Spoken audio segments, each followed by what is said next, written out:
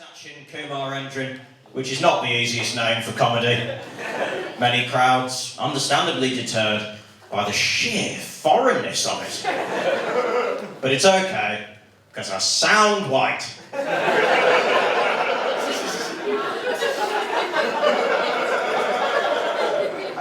My accent is a mix of Middlesbrough and Birmingham, and I think we can all agree, what a match made in heaven that is.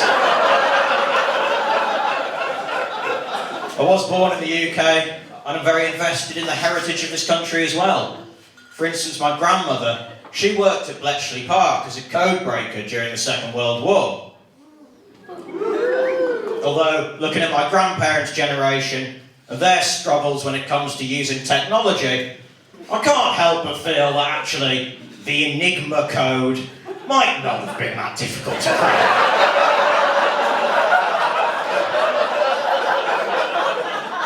You just go into settings and click decode.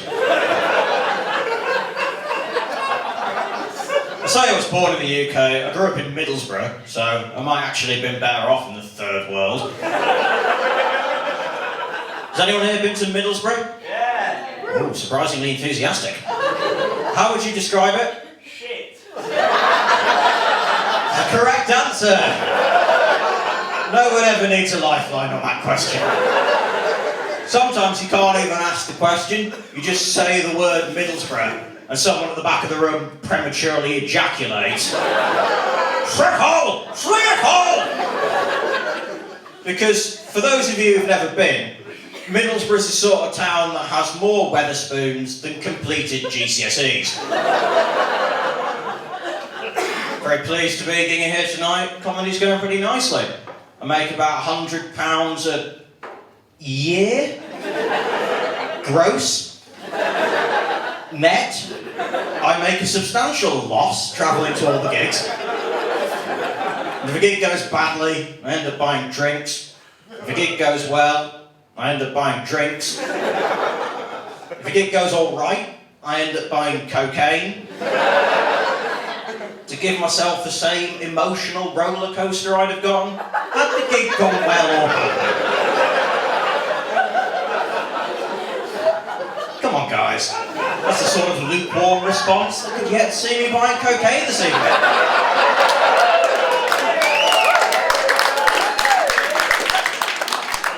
Now, as a comedian, I'm always looking to improve from these already lofty heights. Thank you. And I think one of the potential weaknesses of my act is it doesn't appeal enough to older people. You know, I made fun of old people in that Enigma code bit. You remember that? It was pretty top drawer stuff.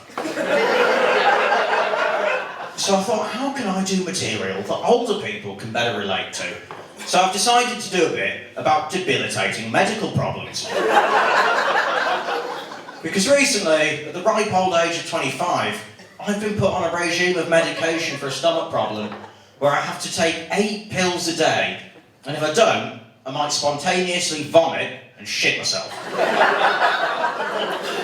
And a female friend asked me why I took 8 pills a day, and I told her, and she went, ugh.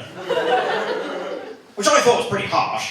Oh, I'm sorry I don't have a more attractive, crippling medical condition. What would that even be? Oh, Sachin, why do you take 8 pills a day? Well, it's a rare medical condition, whereby my tongue vibrates.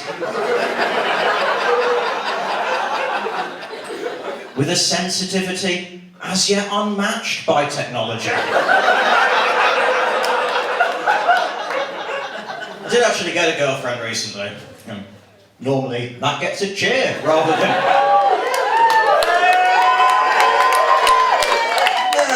Normally, I get an organic cheer rather than like conspicuous disbelieving silence.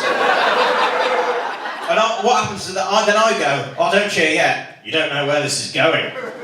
Which is a pre-planned line, but I say it as if I just thought of it. And then the audience all laugh because I like the illusion of spontaneity. And the event organiser goes, aha, he can play off the audience, let's rebook him.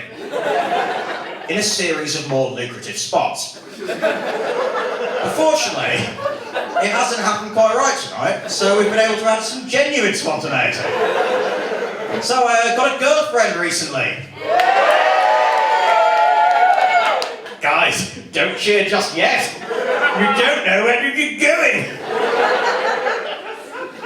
I recently asked her, actually, if she owns a vibrator. And she replied, of course. In fact, I've got a whole drawer. She then asked me if I owned a fleshlight. Now, it's always interesting to ask a crowd this. Who here knows what a fleshlight is? Fucking hell, bit keen, and straight up. Well, for the rest of you pretending not to know, a fleshlight is essentially a fake rubber vagina inside a Pringles can. She asked me if I owned one of these. I replied, of course. In fact, I've got a whole cupboard. I've taken out the shelves and everything so I can fit more fleshlights in. Obviously, that is just a joke. I don't actually have a girlfriend. I mentioned my stomach problems at the start of that bit. These recently led to me having an amusing medical mishap. Because of my issues, it had been recommended to me that I buy flushable wet wipes and use these instead of loo roll.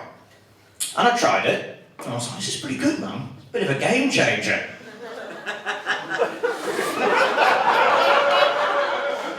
I was buying some more from Asda online shopping, and my housemate was like, mate, what are you buying all them for?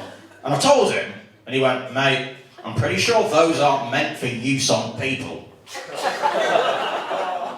And I had a look on the Asda webpage for them, and there's quite clearly a picture of a sink. And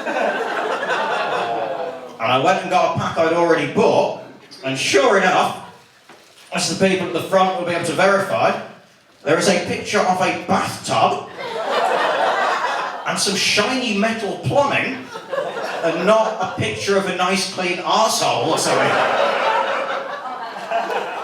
And I had a look on the back, and the ingredients list is very toxic. And there is a big label that says, avoid contact with eyes. If product gets into eyes, rinse immediately and seek urgent medical advice.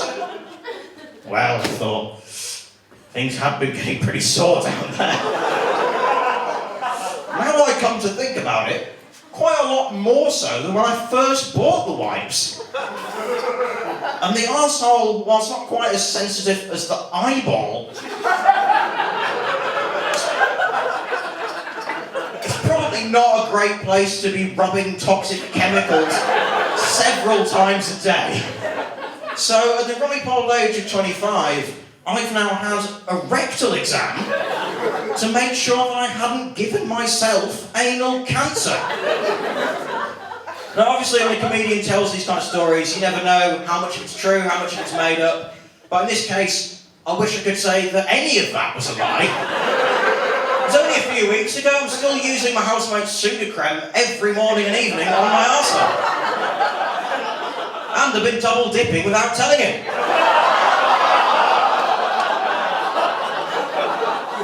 So I am single currently.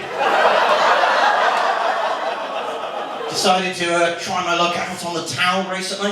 Went on a night out. Has anyone here ever been on a night out? About 40% of you. It's actually quite poor reading of the room from me there. It wasn't all plain sailing this night out like one of the ones all you guys may or may not have been on. You see, I got accosted by one of these no spray, no lay guys. Do we know them? The guys that hang out in the gents' loos at pubs and clubs, selling the aftershave with the dreadful rhyming couplets. And if you don't get sprayed, you don't get laid. They're very strict about that. You pay for it by contributing to this weird little tray of coins. The no spray, no lay treasure. The no Armani, no Punani treasurari. I got accosted by one of these guys. Came up to me, looking to add to his stash of no splash, no gash, cash. No spray, no lay, he said to me. Look, mate, I'm doing ketamine in the toilet of a Wetherspoons. At this point, I think it's fair to assume that no lay is a foregone conclusion. Now, for those of you who don't know ketamine, although central London, I imagine a fair few of you probably do, for those of you who don't, it's a popular recreational drug, a horse tranquilizer. It's very dangerous.